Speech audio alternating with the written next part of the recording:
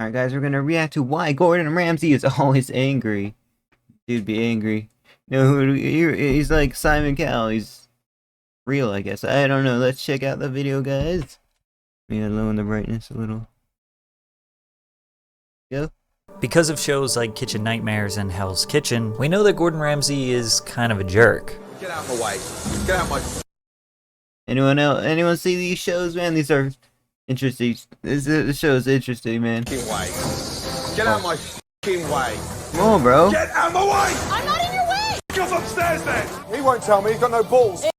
Bro, I wonder if they tell him, like, before they, start the show, like, he's gonna rage. You'll get fired if you talk back or something like that, man. He gets mad. Why are you throwing that risotto away? Because it was overcooked. Shut the fuck up! Missy, come here, you fat mouth little stupid... Many people attribute Gordon's antics Man, he's... to a fake persona that he displays for entertainment. As I've seen his TikToks, and he doesn't act angry in his TikToks, guys. He acts fairly normal. Not gonna lie. He's doing like a duet. He's doing some food reviews and stuff. I don't follow him on TikTok or anything. Oh, sorry. Sorry, guys. Yeah, I don't follow him, but It's just a character, they say. However, when you consider the violent and abusive life Gordon had to endure, you will understand where his rage comes from. Wait, for Gordon's real? father, Gordon Ramsay Sr., was a violent alcoholic who Ramsay described as a hard-drinking womanizer. shaking my head. When his father was drunk, he'd either hit the children or throw things around the house. We had to run for our lives, he recalled. We spent many nights, weekends, hidden in the Department of Health and Social Security rooms. Although his father abused and neglected his children, his mother Helen suffered the most. She was beaten relentlessly, even when she was 7 months pregnant with Gordon. Dude, that's sad, bro. It actually makes me sad. Like, now we know why, man. Aw, man. I hope it wasn't a story like this. Gordon's younger sister. Gordon and his siblings, Diane, Ronnie, and Yvonne, often sat cowering upstairs in their bedrooms while their mother was subjected to physical abuse downstairs. She often feared one day he might kill her. Gordon was already bigger than his father by the age of 12, but he never fought back. I don't know if I could ever have hit him. We were never big or strong enough to stop him. He had power over all of us. The crazy part is, the kids often spent time in Child Protective Services. Police would take their father away during his outbursts. Dang, bro. They would actually take the kids away from the father, bro. Like, But it was only temporary, as they would eventually return under the same roof as him. They could not escape. To make matters why'd they put him back with the father that has been hurting him, man? worse, Gordon's father didn't even support the family financially. His mother was a career nurse, and his father just worked various dead-end jobs. Dad Dang, so he's the stay-at-home dad. would often have a fallout with someone at work and get fired, and because our home often came with his job, we would become homeless and have to move again. The family lived in roughly 16 different homes across England before settling in Warwickshire. Dude, that's so many homes, and guys, I only moved like once in my life. As you can imagine, Gordon's education was negatively impacted due to his father's terrorizing presence. However, he found Sad, bro. I know how it feels, bro. a positive outlet detached from his home life through football. He was aggressive on the field and could sprint really fast, which landed him a spot on the Rangers Football Yay! Thankfully, he found a passion with football, guys. Club youth team. Gordon claims that he was scouted at one of his games by an Oxford United manager, which led him to being signed to the team. But an Oxford spokesman says otherwise. We don't have concrete evidence that he ever played for Oxford United, and none of those coaches around that time can remember him playing for us. This seems like a strange thing for Gordon to lie about, but nevertheless, football was a major passion of his. It was also around the Man, they wear like long socks in football, guys. Soccer. If you're from the USA, though. That's what it's called if you're living in the US. this time that Gordon was finally able to flee his father's abuse for good. His mother told Gordon and his sister Diane that tension in their relationship Dang, bro. I didn't have as bad as Gordon. Relationship was worse than ever. She forced them to move out of the house for their own safety. At age 16, Gordon and Diane moved out and got their own flat together in Banbury, located in Oxfordshire, southeast England. But at age 19, Gordon's dreams of being a football player were destroyed, which was the best thing that would ever happen to him. After suffering a serious knee injury, Gordon enrolled at North Oxford. Dang, bro. I have the same feeling, man. I had like a hand injury, so I can't be a professional gamer, guys. Shire Technical College to study hotel management. During this time, he worked as a commis chef at the Roxton House Hotel. The commis chef, otherwise known as a junior chef, is at the bottom of the food chain, literally. Most kitchen brigades are organized similarly to the military. Bro, a kitchen brigade, bro? Sheesh. You must be trying to work in a high-end restaurant then, or something like that. Look at all those pots and pans, guys. Auguste Escoffier is credited for coming up In the future, AI will do all the cooking for us, right, guys? with this hierarchy system. AI will do everything. Like, what jobs will humans have? It's gonna be like that one movie, WALL-E. While serving as a cook in the French military in the 1800s. Commis chefs help ensure that a kitchen's operations run smoothly. They perform cooking, cleaning, delivery, and other support duties as instructed by the chef de partie. After progressing through the ranks and becoming the sous chef, Gordon ran the kitchen and 70-seat dining room at the Wickham Arms until he started a sexual relationship with the owner's wife. I slept with a Oh, snap. What the heck? Gordon! Gordon, didn't expect that from you, Gordon. boss's wife because she made, a go for me. I mean, trust me, what 19-year-old chef, fit as a fiddle, is going to say no to a stunning 33-year-old wife of your boss? Oh my gosh, man. Gordon. So yeah, he got fired. However, his experience would land him his first job at a Michelin Hey, at least he admitted it, right, guys? star restaurant and his first appearance on television. Michelin stars are basically the highest badges of honor for restaurants. The stars are part of the Michelin Guide, which employs thousands of inspectors Michelin, of all places, are sponsoring restaurants? Tire companies are sponsoring restaurants? What is going on here? who travel around the world sampling the finest cuisine. These highly trained inspectors will visit hundreds of restaurants a year in order to identify the best of the best. Michelin inspectors are always anonymous to ensure they don't receive preferential treatment during their meals. Inspectors book, dine, and pay for their meals in the same way as an average guest. Once each restaurant in consideration has been inspected, the Michelin Guide Director meets with the worldwide teams for what is called star sessions, where the rating of each restaurant is debated. These sessions often last days, with each establishment considered one. Oh, is that fried chicken? What is that, guys? That's a huge piece of fried something. One by one until a unanimous Oh, those are huge pot pies, guys. This is extravagant food, man. decision is reached. Restaurants You know, when they go out of their way to, like, make the picture look aesthetically pleasing, it's a good restaurant, right, guys? can earn a maximum of 3 stars. Michelin quantifies 1 star as being high quality cooking worth a stop, 2 stars for excellent cooking worth a detour, and finally, the prestigious 3 stars represent exceptional cuisine worth a special journey. Ramsey honed his culinary skills at Harvey's in Wandsworth. This is where a legend was created. The executive chef at Harvey's was Marco Pierre White, who is not only world class, but also considered to be the first celebrity chef. Marco has been Now, I've never heard of the guy. rumored to have somewhat of a temper. Oh, snap. He has admitted that sometimes he shouts and screams in the kitchen.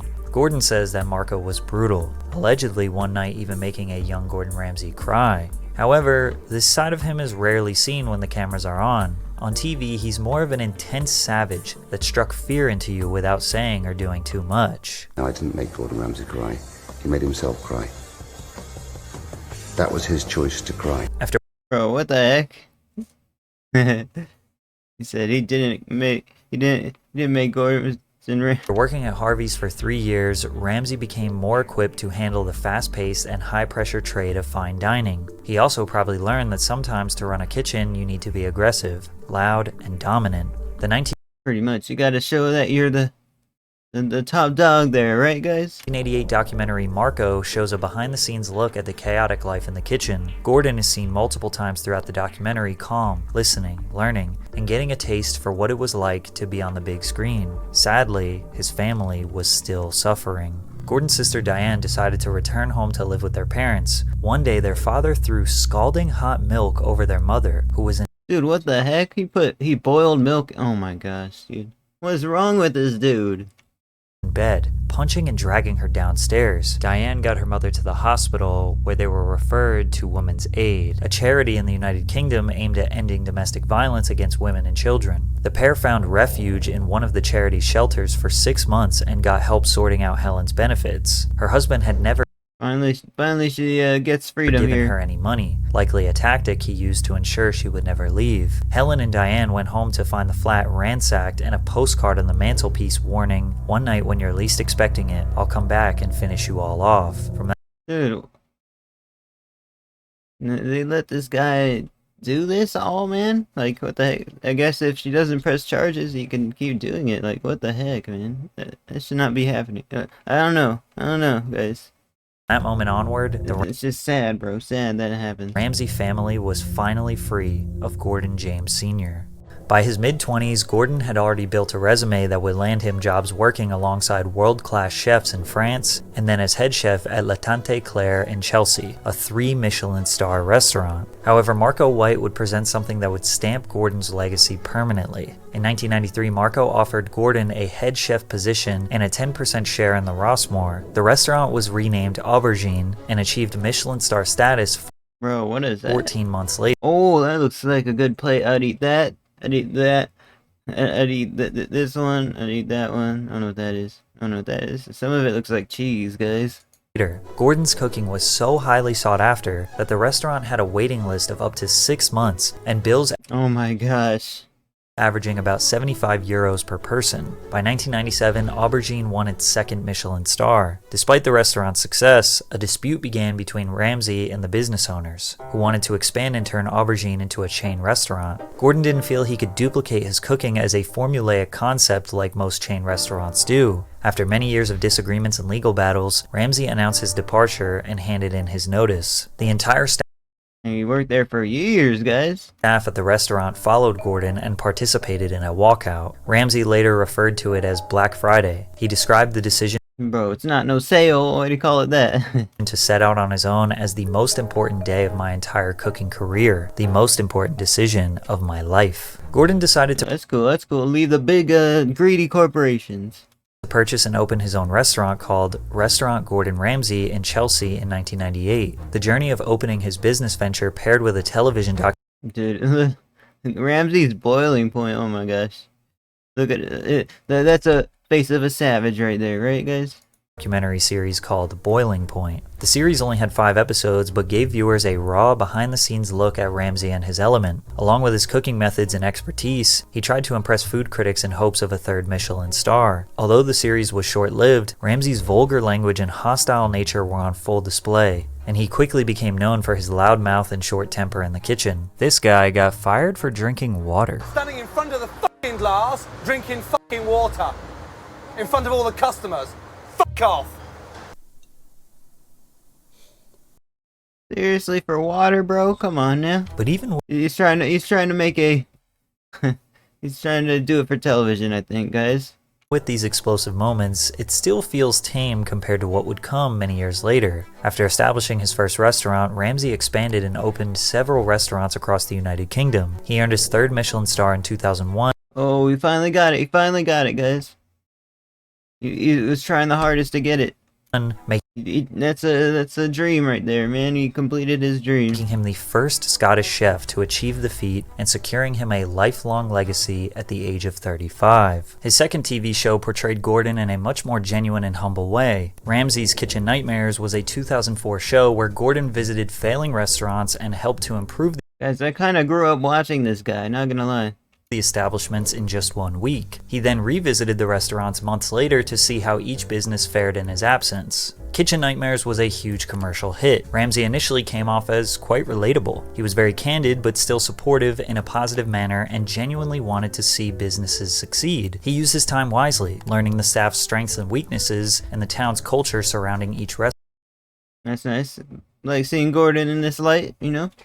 He has multiple You know, he's not just the angry guy. That's what we like to see. Restaurant. He also used collective plural pronouns like we when describing each restaurant and what needs to be done, fully integrating himself as a part of the team and part of the solution, not merely operating as an onlooker giving directions. This Ramsey made for far more compelling television and left viewers excited about the food and entrepreneurship. The more poise and calculated attitude carried on to his next televised culinary show, Hell's Kitchen UK. The show created a competition between two kitchens featuring 10 aspiring chefs competing for a prize Yeah, I grew up watching this show. of 250,000 This is the one I watched growing up. euros, money that the winner could use to start his or her own restaurant. They were split into two teams of 6, one celebrity chef along with 5 members. And just look at the difference. Now, what are we going to do? Right, can we taste now, please? Bro, it's a potato quality though, not gonna lie. That is the worst risotto. Oh man, I give up. That is shocking. No, I'm trying. My hardest, chef. Cut him some slack, you know what I mean? Oh man, what? Oh wait, it looks like he's not raging as much as he did. I think he went on a different show and started raging, I don't know. Gordon Ramsay meltdown. It hurts when somebody yells at you guys, in my opinion. Due to the show's success, Gordon worked with the Fox network to produce an American version with the same name. First Oh, I did not know this. I thought the UK version was being hosted in the USA. premiering in 2005, Hell's Kitchen US followed a different format. This is where Gordon's Oh, that's why. asshole persona was formed. Move your ass! You jumped up, you f***er. Now f*** off back on your section. Why? Because I'm not a quitter. You're not a quitter. You're not a fucking cook either. Move your fat ass. You donkey! Hey! You're fucking useless, you know that. You're cooking in a burnt pan, you fucking dick! Fucking donkey! Don't let him cook a fucking thing! The US version of Hell's Kitchen surpassed the UK version in popularity. I wonder if the producers and stuff were like, oh, we want you to act this way. Probably. I don't know, guys.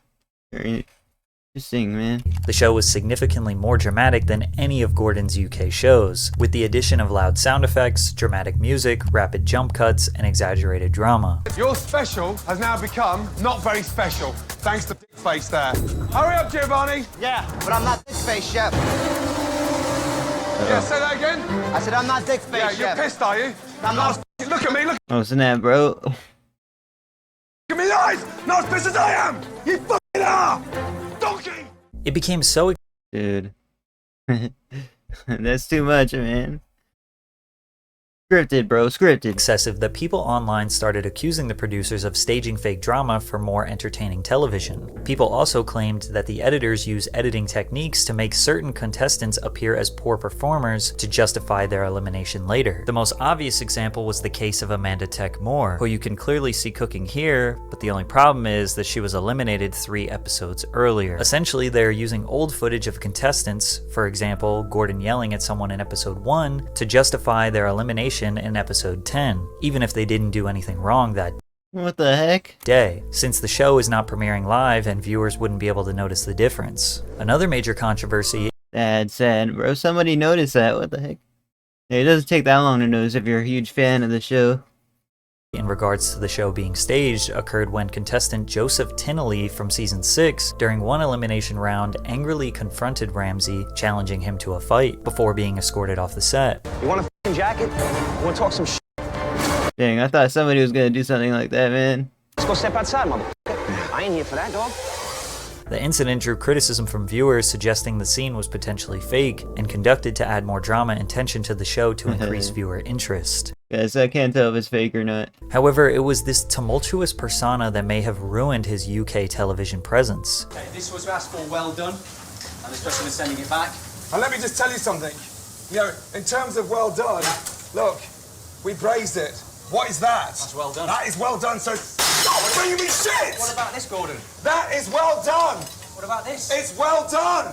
Without the added sound effects and intense music, Gordon's screaming looks less performative, which made viewers think he was actually just a jerk. But the USA audience couldn't get enough of Gordon. And it takes a lot of energy to act like that all the time, guys. It does seem performative for sure, but He was a rock star. He worked with the Fox network again to produce an American version of Kitchen Nightmares. First premiering in 2007, Kitchen Nightmares US followed Dude, it still runs. What the heck? The exact blueprint as the original, as the owners invited Gordon to spend a week with the failing restaurant to revive the business. However, like the US version of Hell's Kitchen, Kitchen Nightmares was more dramatized and featured Ramsey displaying a visibly short temper, regularly yelling profanities and insulting his staff. Gordon once even said the F word 298 times in just 2 episodes. When you saw those 2 Kitchen Nightmares condensed into one, Jeez, bro. last year when they had those 298 fucks, I wasn't proud of that. There's come a You said that too? Oh, come on now.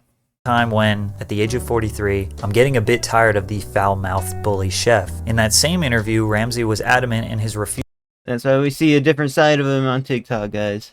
to pander to elderly British viewers by trying to act like anyone other than himself. So on one hand, he admits he isn't proud of his excessive outbursts. On the other, he isn't just gonna act like a proper lad to please his UK audience. Plus, in 2017, he came out with a show called The F Word, so I don't think he really cares that much. Both versions of Kitchen Nightmares produced 7 seasons and were cancelled collectively in 2014. As of September 2021, Ramsey has accumulated a net worth Well, all from yelling at, mostly from yelling and being, just yelling on camera, basically. Not bad, not bad. The American dream, right, guys? estimated to be around $220 million, with an estimated salary of $225,000 per episode. Gordon typically Dude.